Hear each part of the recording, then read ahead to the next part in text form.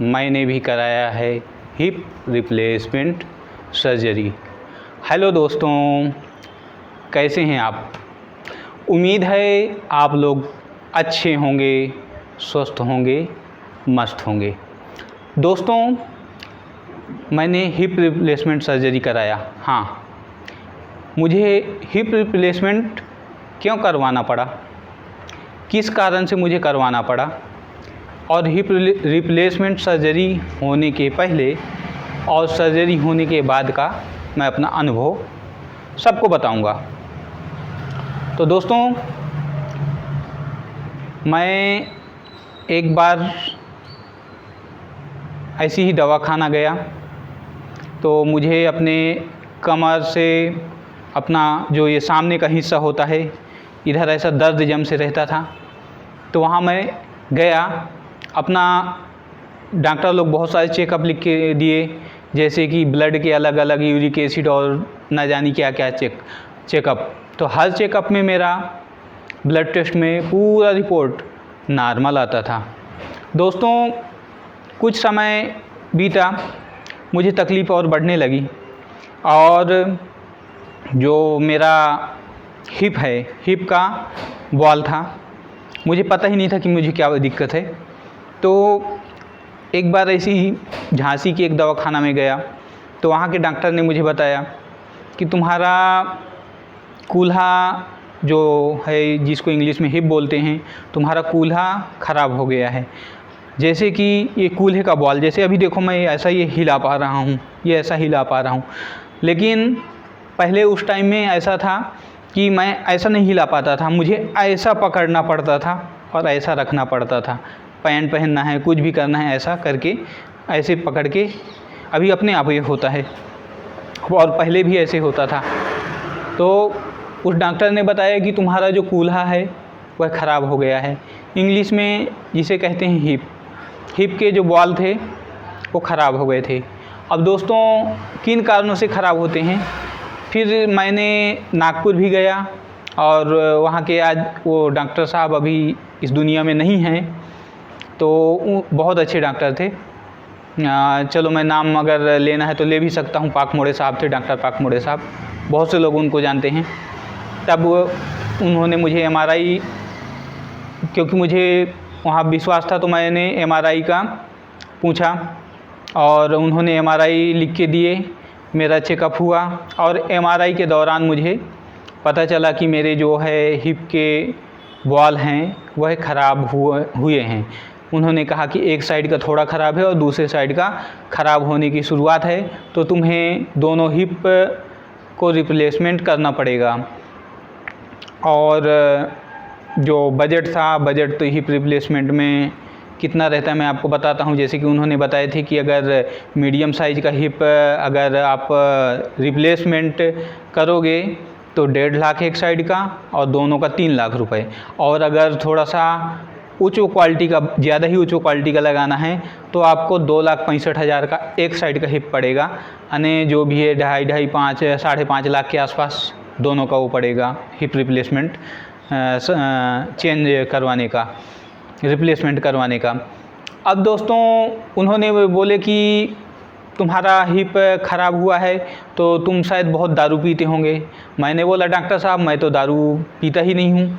अब जब मैं दारू पीता नहीं हूँ तो बोले एक तो दारू पीने वाले का ज़्यादा ख़राब होता है, दूसरा जो ड्रग्स वगैरह लेते हैं, और एक क्या बोलते हैं जो अपने जिम में लोग लेते हैं, स्टेरॉइड वगैरह कुछ लोग लेते हैं ना बॉडी बनाने के लिए। तो कुछ डॉक्टर बोले या तो तुम स्टेरॉइड वगैरह लेते होंगे। मैं बोला सर वो भी नहीं लेता हूँ। और एक डॉक्टर साहब जो झांसी के थे उन्होंने पहले ही बताए थे, जो पूरा चेकअप तो नहीं हुआ था, सिर्फ उन्होंने मुझे देख के बताए थे बिना चेकअप के, तुम्हारा हिप ख़राब है, कूल्हे ख़राब हैं, इन्हें चेंज करने की ज़रूरत है। तो उन्होंने जो बताए थे, उन्होंने पहली बार में ही वो रीज़न बता दिए थे कि तुमने बहुत लंबे समय तक पेन किलर खाया है, दर्द की जो गोलियां हैं बहुत लंबे समय तक खाए हो, और साथ में पेन किलर इंजेक्शन जो रहते हैं हाई डोज के तुमने कई बार लिए हैं, अनेकों बार लेने से जो तुम्हारे हिप के बॉल में फ़र्क आया है। हमारे शरीर में जगह जगह जोड़ है, हर जगह जगह जोड़ है, पूरा हमारा शरीर जोड़ों से ही लगभग बना हुआ है। तो जितने भी जोड़ होते हैं तो इसमें कैसा है, जो अधिकतर पेन किलर गोली खाते हैं उन लोगों का हिप अक्सर आने वाले समय में ख़राब होता है। जो लोग लंबे समय तक गोली खाएंगे और पेन किलर वाले इंजेक्शन लेंगे, जो भी इंजेक्शन लें, तो उनका आने वाले समय में बहुत लंबे समय तक अगर यूज करेंगे तो उनका हिप ख़राब होना लगभग तय है। फिर दारू वालों का, नशा वालों का वो तो होता ही है। अब दोस्तों मेरे को ये पेन किलर क्यों खाना पड़ता था, जैसे कि मैं पहले जिम चालू करके था अपनी यंग अवस्था में, आज से करीबन 20-22 साल पहले की बात बता रहा हूँ। तो उस टाइम में मैं जिम जाता था, एक्सरसाइज वगैरह करता था, हैवी वेट उठाता था। उसके दौरान मेरे कमर में कुछ वज़न उठाने के चलते मेरे शरीर में मस्कुलर पेन हो गया। मैंने बहुत बार इलाज तो करवाया लेकिन उसका परमानेंट इलाज मस्कुलर पेन का नहीं हुआ। सिर्फ जो इलाज हुआ वह हुआ पेन किलर का। पेन किलर गोली खाया और तुरंत आराम पाया और जो मुझे मेरा काम करना रहता था मैं अपना काम करता था। अब दोस्तों अपना जो भी काम करने के बाद में मेरे को धीरे धीरे जब साइड इफ़ेक्ट हुआ, करीबन 8-10 साल ऐसा लंबे टाइम तक जब पेन किलर गोली मैंने खाया, इंजेक्शन लिया, तो मेरे हिप के बॉल में खराबी आने लगी। अब खराबी आने के चलते मेरे को यहाँ से लेके मेरे यहाँ तक दर्द, ये हिस्से में दर्द अक्सर रहता था और मैं अपनी मोटरसाइकिल में अपना पैर उठा के भी नहीं बैठ पाता था। मुझे ऐसा पहले स्टैंड लगाना पड़ता था बाइक का और इसको ऐसा करके बहुत दर्द जम से हुआ करता था, तो उससे ऐसा करके मैं अपने पैर को उठा करके उसमें चढ़ाता था और फिर उसके बाद में मोटरसाइकिल में बैठ के मोटरसाइकिल चला पाता था। दोस्तों मेरा जीवन लगभग ऐसे हो गया था कि मुझे उठने में, बैठने में, लैट्रिन, पेशाब जाने में, हर चीज़ में दोस्तों मुझे बहुत तकलीफ़ होने लगी थी। मैं जो मेरा दर्द है, मेरे दर्द के बारे में अगर मैं सोचता हूँ तो मेरी आत्मा तक उसमें पूरे दर्द से कांप जाती थी। लेकिन दोस्तों मैं कभी हिम्मत नहीं हारा और मेरे जो परिवार के लोग थे मेरा कभी हिम्मत नहीं टूटने दिए। उन्होंने बोले ठीक है हम इलाज करवाएंगे और इलाज के बाद भी उन्होंने मेरी हर प्रकार से सेवा की है, मेरा पूरा परिवार। यहाँ तक कि जब हम दवाखाना में रहते हैं तो दवाखाना के जो क्या कहते हैं उन्हें, वार्ड बॉय या नर्स तो रहती हैं, नर्स इंजेक्शन वगैरह के लिए, लेकिन जो हमें लैट्रिन पेशाब कराते हैं शायद उन्हें वार्ड बॉय बोलते हैं। तो वो वार्ड बॉय बेचारे अभी भी उनके लिए मेरे भीतर आत्मा से, मेरे से कम उम्र के भी और ज़्यादा उम्र के भी थे, लेकिन जो उन्होंने मेरी सेवा की है तो मैं दिल से उनका बहुत बहुत आभारी हूँ, ऋणी हूँ। हम तो भला हॉस्पिटल का जो भी रहता है हम अपना सब चुका देते हैं, लेकिन फिर भी जो व्यक्ति सेवा करता है उन व्यक्ति को हम कभी भूलते नहीं हैं। दोस्तों हिप रिप्लेसमेंट सर्जरी में एक ही दिन दोनों हिप के बॉल चेंज करवाया, एक ही दिन। करीबन शाम के 4:30 बजे के आसपास से लेके मुझे जब ऑपरेशन थिएटर में लेके गए तो पहले मेरी जो रीढ़ की हड्डी थी, तो रीढ़ की हड्डी में शून्य होने वाला इंजेक्शन एक मैडम थी। तो अब मैं जानबूझ के किसी का नाम नहीं लेता हूँ, कुछ गलत नहीं है, अच्छी बात है, नाम लिया भी तो भी कोई दिक्कत नहीं है, लेकिन फिर भी मैं जानबूझ के अभी नाम नहीं लेता हूँ। तो वो मैडम मेरे रीढ़ की हड्डी में इंजेक्शन लगाई और उन्होंने फिर जैसे मुझे करीबन 20 मिनट तक रीढ़ की हड्डी में कंटिन्यू इंजेक्शन लगे। तो सबसे ज़्यादा दर्द मुझे उस रीढ़ की हड्डी में जो इंजेक्शन लगता है, बहुत दर्द सहना पड़ा।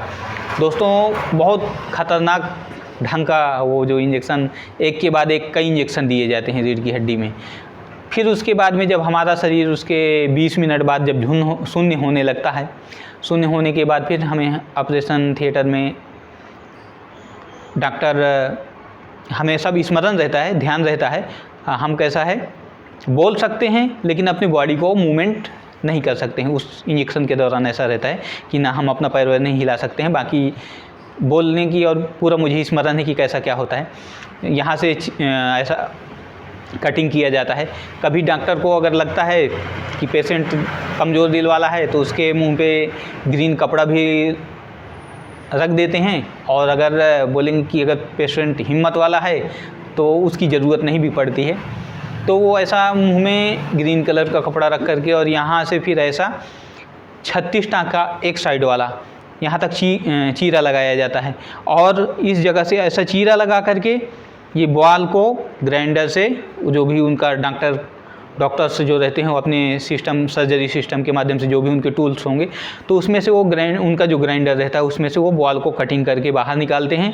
और उसके बाद वो जो भी फाइबर मेटल के बॉल रहते हैं उस बॉल में एक छोटी सी राड, एक साइड में 4 इंच की, एक साइड में 5 इंच की, ऐसा करके ऐड करके वो हड्डी में अटैचमेंट करके वो लगा करके बाकायदा, और फिर आजकल तो नया स्टेपलर पिन जैसे जो है कॉपर के थे तो उससे उन्होंने पिन मार दिए 36 टाँके। पहले लोग जैसे भी करते रहे होंगे, लेकिन फ़िलहाल में अभी ऐसा चलता है। और ऐसी ही उसी दिन, एक ही दिन मैंने दोनों हिप को चेंज करवाया। और दोस्तों मैं करीबन 1 हफ्ते उसके बाद में हॉस्पिटल में रहा, और फिर वहाँ से आने के बाद में मैं अपना वेस्टर्न वाली जो टॉयलेट सीट होती है उसमें खुद ही वॉकर की सहायता से जा कर के खुद ही अपना टॉयलेट वगैरह करना, सब अपना काम खुद ही करता था। फिर इसके बाद दोस्तों जो अगर मेरे घर वाले भी मेरी सेवा में लगे रहते थे, एक जैसे कि हमें टॉयलेट लगती है कुछ है तो उस टाइम में हमारे उठने की पोजीशन नहीं होती है, तो वो बेचारे सब अपना टॉयलेट करवाना, सब हर प्रकार से हमारी सेवा करते हैं और किए हैं। तो दोस्तों ये जो हिप रिप्लेसमेंट सर्जरी है इस प्रकार होती है, और इसमें अगर हिप रिप्लेसमेंट सर्जरी हम करवा लिए हैं तो कुछ चीज़ों का जो हमें ध्यान रखना पड़ता है, जैसे कि कुछ 4-6 महीना हमें मोटरसाइकिल पे ज़्यादा बैठना नहीं चाहिए, क्योंकि उसमें से अगर झटके लगते हैं गड्ढे वड्ढे में तो हमारे जो रिप्स जो सेटिंग रहती है उसमें कुछ दिक्कत आ सकती है, या हमारे जो टाँके लगे रहते हैं उसमें भी दिक्कत आती है। तो इसलिए 4 महीना 6 महीना का सावधानी रखना पड़ता है। और दोस्तों मैं उसके बाद धीरे धीरे करके कुछ दिन 15 दिन 20 दिन और वॉकर से चला, फिर उसके बाद बिना वॉकर के चला, और फिर धीरे धीरे नॉर्मल चलने लगा। हाँ, यह है कि जब हम चलते हैं तो हमारी चाल में थोड़ा सा ढचक तो आ जाती है।